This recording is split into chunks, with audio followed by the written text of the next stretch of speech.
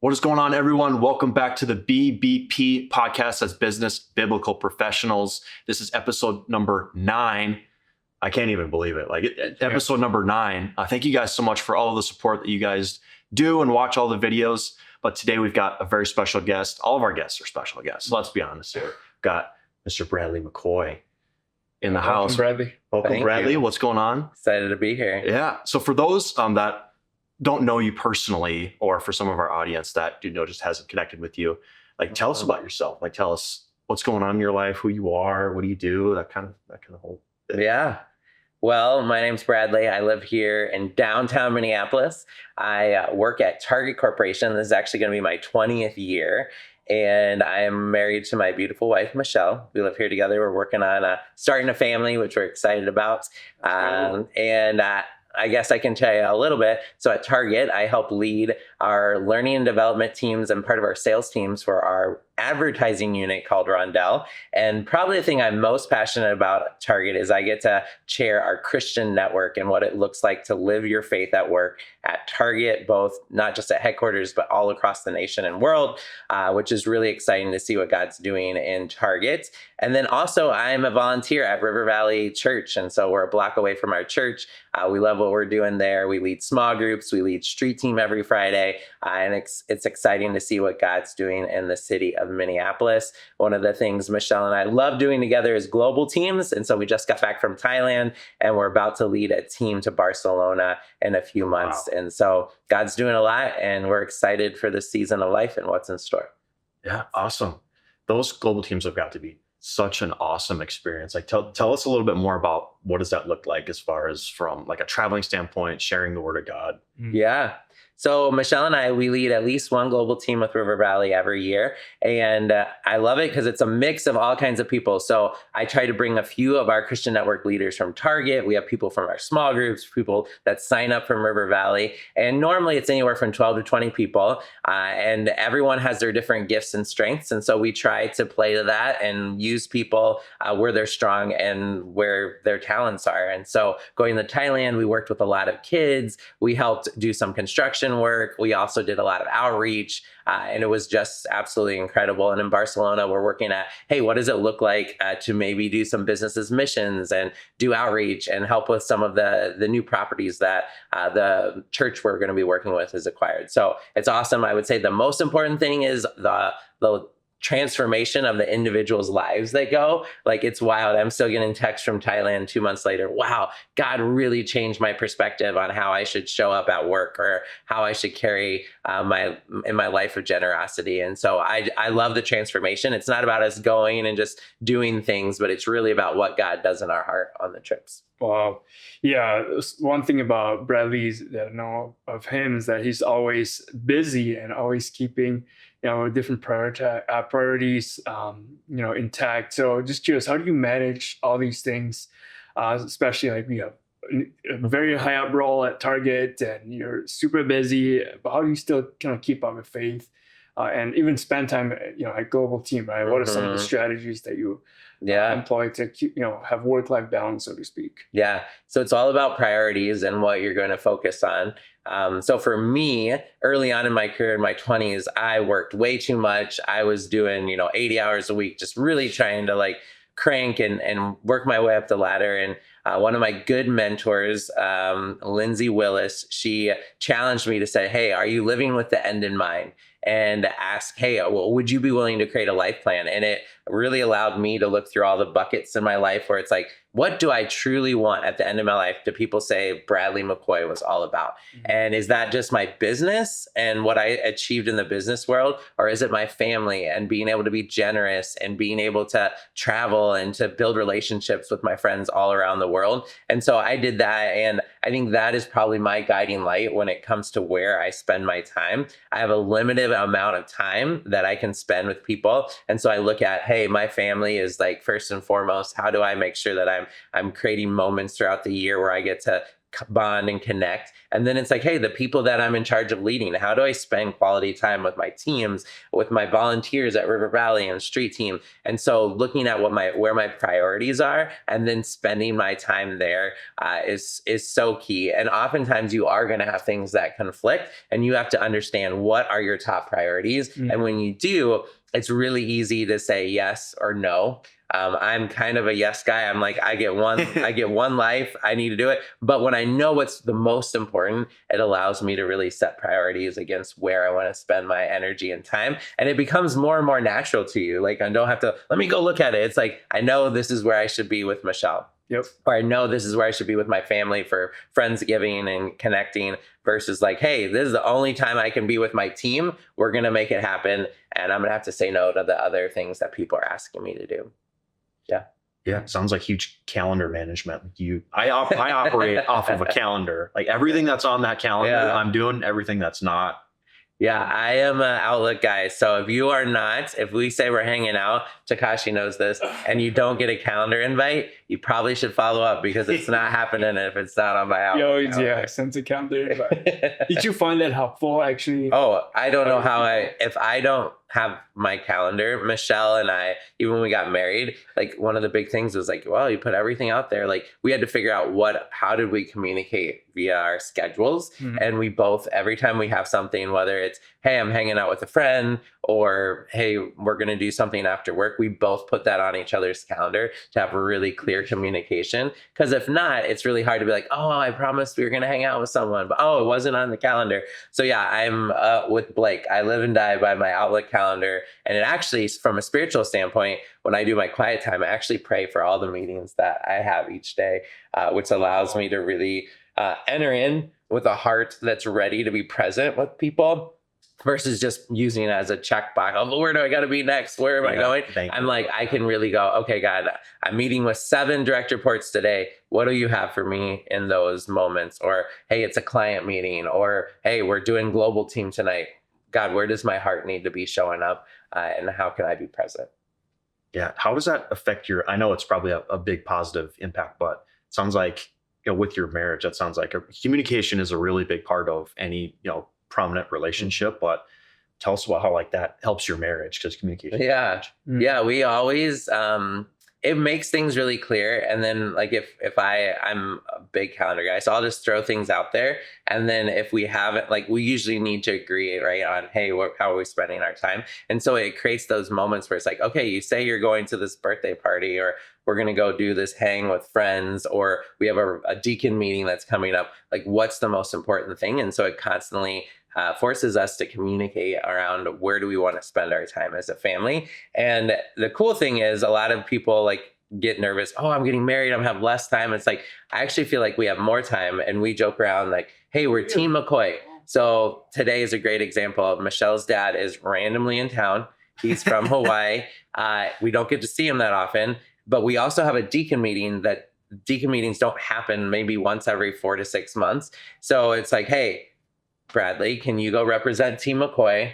Get all the information. I'm going to spend time with my dad. So I might not get the whole day with her dad, but you can divide and conquer as a team, and then say, okay, how are we going to show up? How do we want to represent our family? And that doesn't mean we both have to be everywhere every time. And our time actually goes further by having a team approach versus just, hey, we all have to go to everything.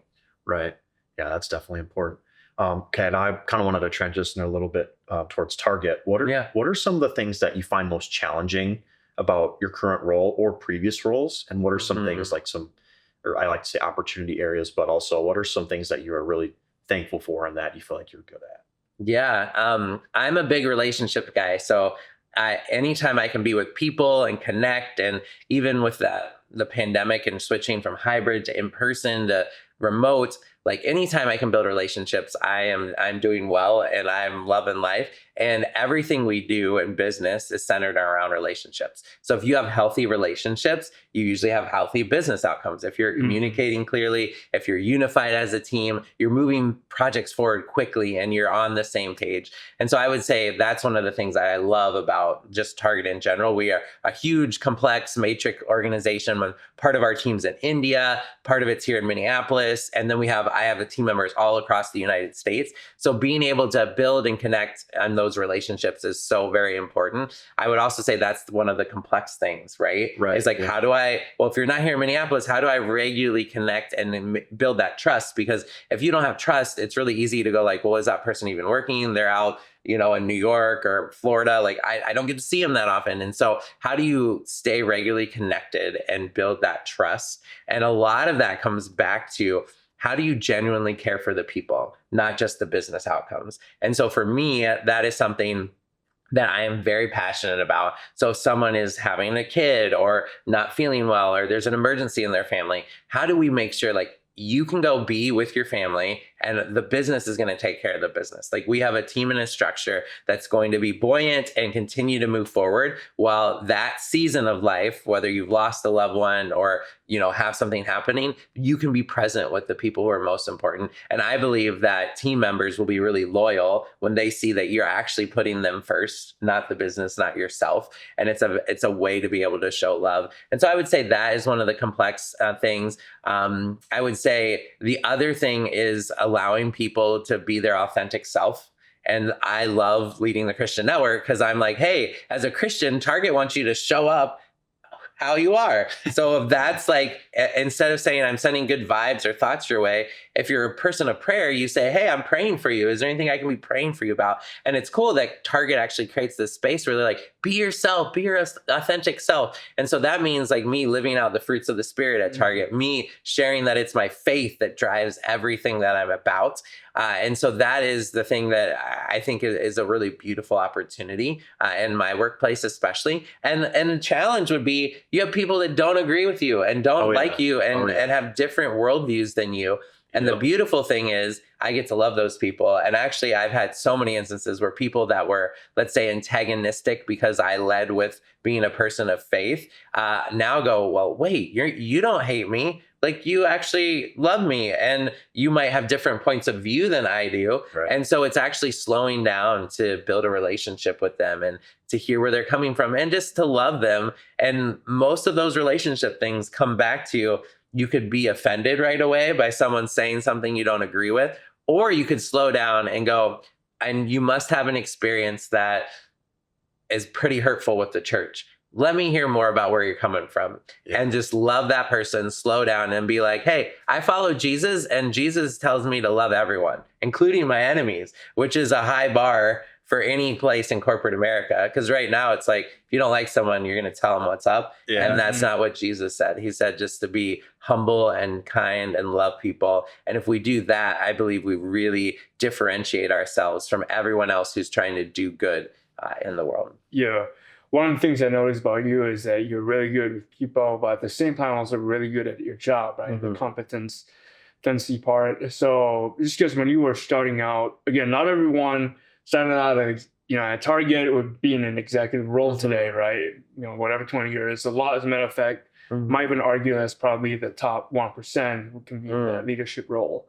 What do you think are some of the things that got you there, right? And how would you be so good at marketing that you're able to be at where you are today? Can you walk us through the process and journey? Well, I would say it started young, to be honest. So my family has always encouraged like entrepreneurialism and working really hard. So I, from a young age, ran businesses. So I think that created a lot of discipline for me. So knowing that, hey, so when I was in high school, I ran a swim lesson program. And it wasn't anyone else that was in charge but myself. And so I ran the P&L, I ran the marketing, I had to drive demand for it, I had to hire the staff. And so with that, I'm in high school and I'm figuring out, well, what does that look like? And so it really created incredible discipline to say, no one else is going to do it. I'm not just one part. I'm driving this and I have to build out a team and I have to like bring this to life. And so I do believe early on having the discipline to do that is so very important. And also I believe that it's the favor of God, like putting him first in everything that we do. And so when I think about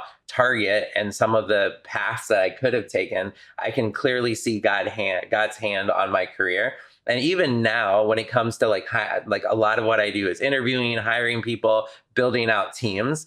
I do not take for granted that it's Bradley with his smarts or marketing prowess. I literally go, I have an opening right now in Bangalore, India, and we're hiring for an instructional designer. I could say, oh, the manager's going to figure that out.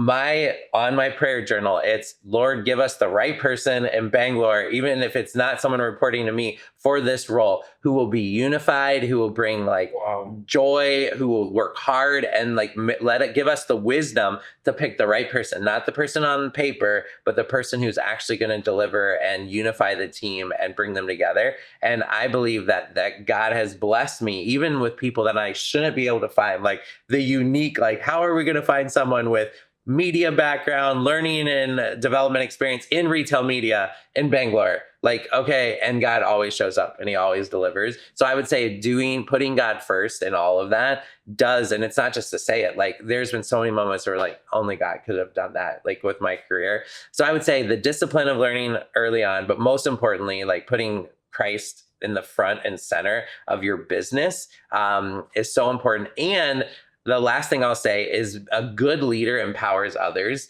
And so like my whole point is not Bradley's an expert at marketing and I'm going to come in and show you what's up, even though I have a consultant nature and I have lots of ideas. As you get further along in your career as a leader, a good leader sees the potential and value that people bring to the table. Yeah. And it's not about you doing their job for them or showing them how to do it. It's bringing that out of them and clearing the space for them to be able to be the best that they can be. Mm-hmm. And when you are able to just raise up leaders that are coming behind you. And often your strongest leaders don't even stay with you as long as you would like, because it's like, okay, there's another opportunity and you want to champion what's good for them. Wow. And you want to champion how do you help grow them in their skills so that they're outgrowing even where they are on your team.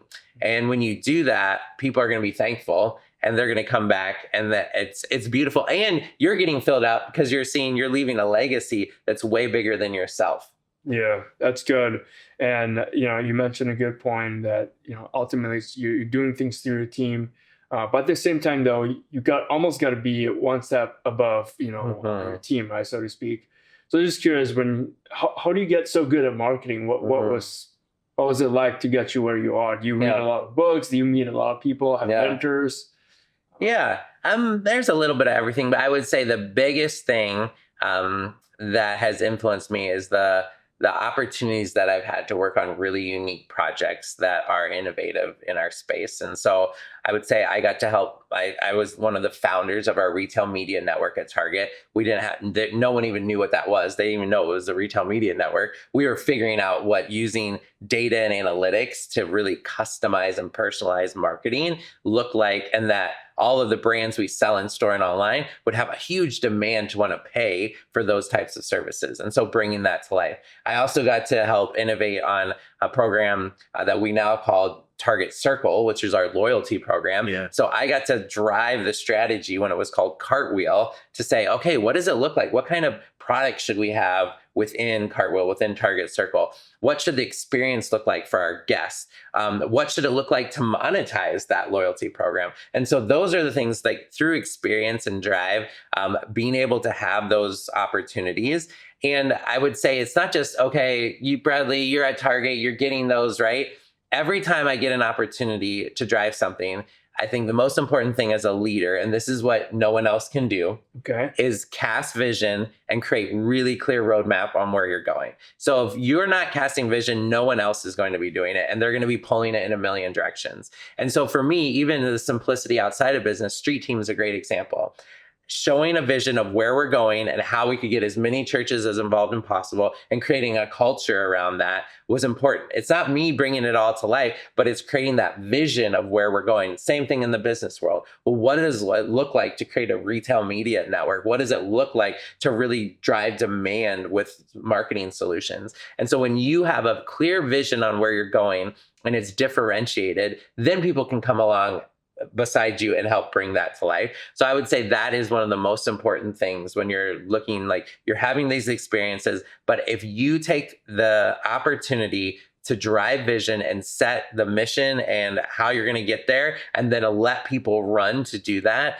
That's what a good leader does. Wow. And then just kind of figure out how to get there throughout the way. Yeah. Just getting stuck in and out, analyzing things and Analysis paralysis. right. Exactly. Yeah. And you're going to have people, this is a beautiful thing of having a team. Like there are people that naturally have leader giftings where they could see where you're going years in advance. You can see where the future is basically and how you should get there. And then you have people that need to dive deep into the analytics and the insights and help you slow down a little bit to make sure that as you pilot, as you have a minimum viable product, that you're really focused on the things that are going to give you a lot of upside in the future. And you're going to have people that are going to be project managers that want to get in the weeds and are good, and that you need them to be in the weeds to make sure that your vision is actually accomplished. And so all those things come together, but usually what you'll see, there's a lack of vision. And if there's no vision, there's no leadership. And then people are floundering and not knowing how to move forward. So being able to set clear vision and move it forward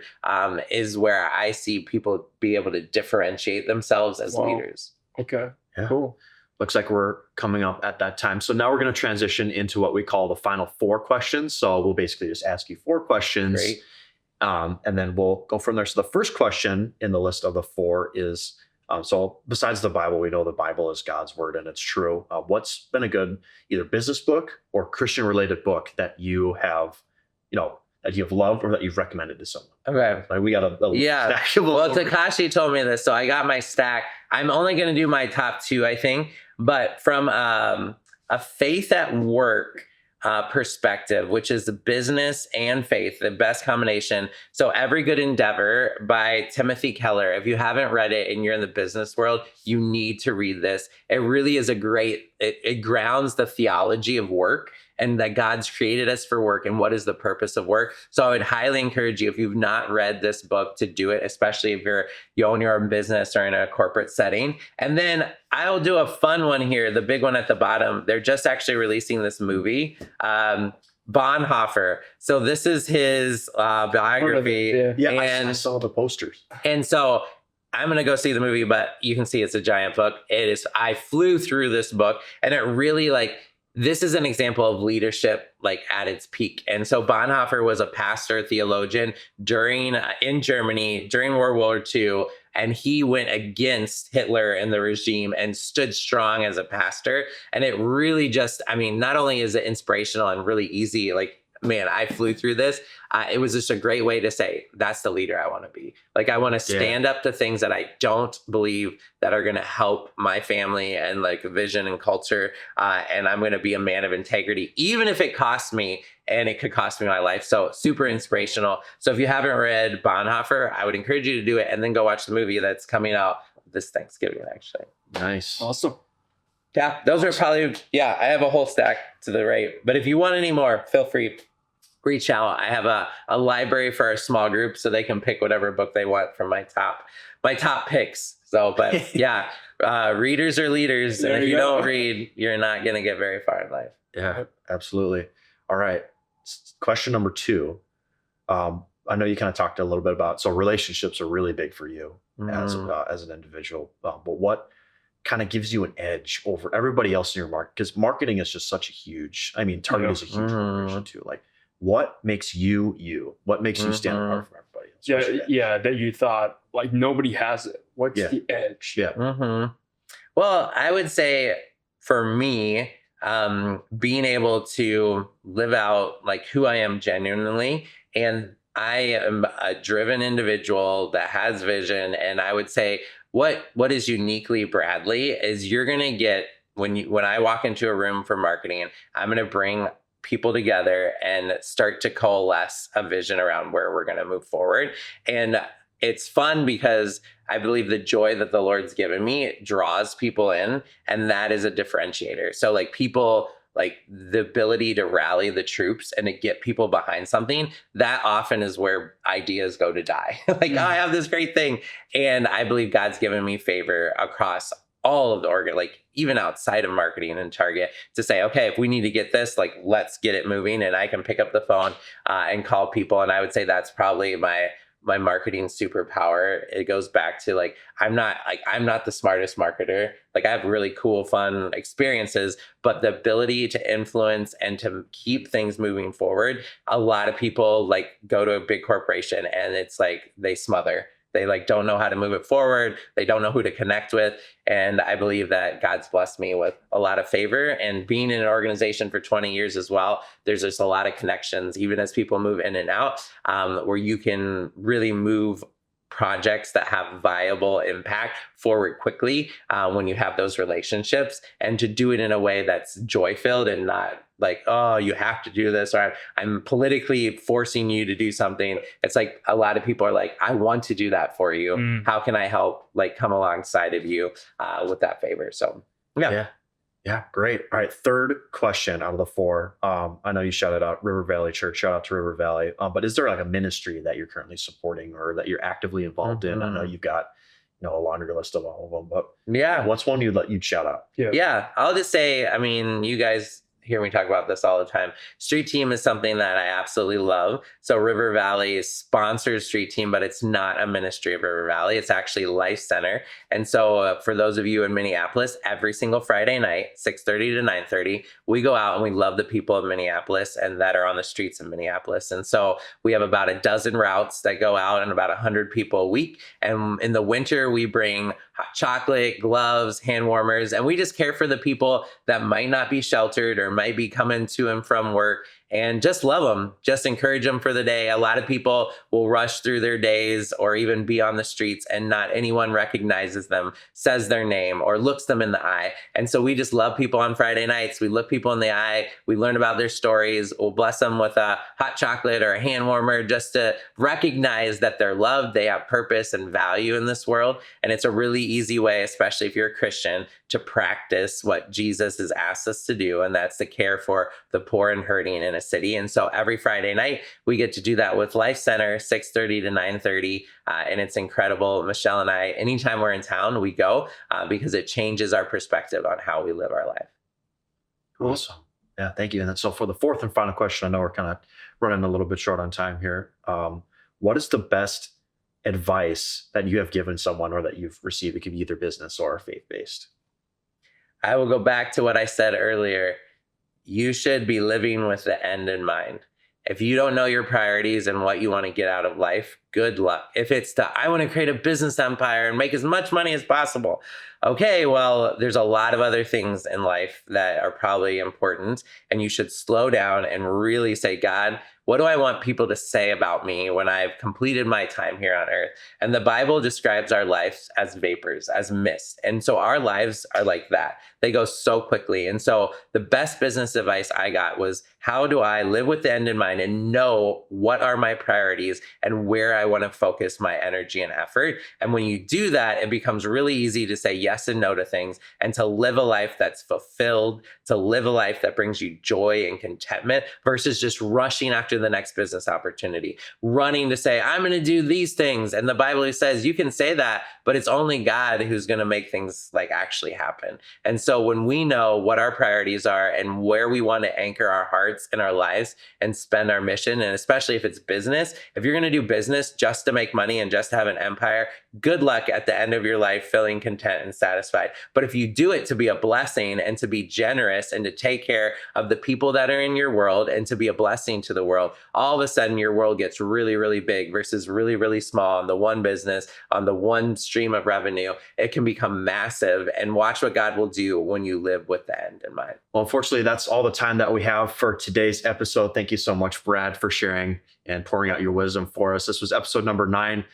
Thank you guys again for all of your support. Make sure you guys like, subscribe if you're on YouTube, favorite, follow, all that good stuff. And we will catch you guys in the next one. See you guys. All right. See you guys.